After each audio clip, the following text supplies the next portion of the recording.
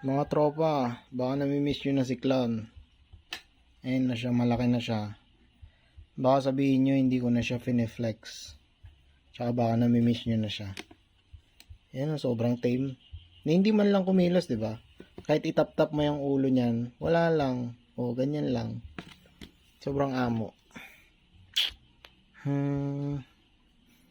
Sobrang dami natin daga mga paps ha. Pag kailangan nyo ng mais, PM nyo lang ako. So, hopefully next year, pwede na siyang i-breed. Actually, trinay ko siyang sinalang, kaso ayaw niya pa. Kahit kamong medyo mabigat na siya. Actually, yung ganito kalaki, pwede na to eh. Kaso yun nga, ayaw niya pa. Hindi pa siya ready. Tsaka nag-off feed siya. Parang nasa 3 months na siyang hindi kumakain.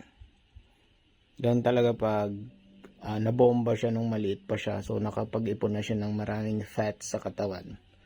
Kaya ganyan. Ganda oh.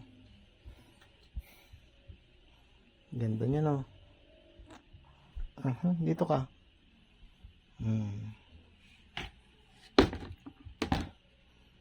So yan lang naman yung project ko sa breeding. Clown tsaka bell lang. Yan lang munang dalawa. Kasi wala pa akong pambili ng mga dream morph ko. Kaya ito lang muna, clown tsaka bell. Kumbaga, kontento muna ako sa ganitong mga project.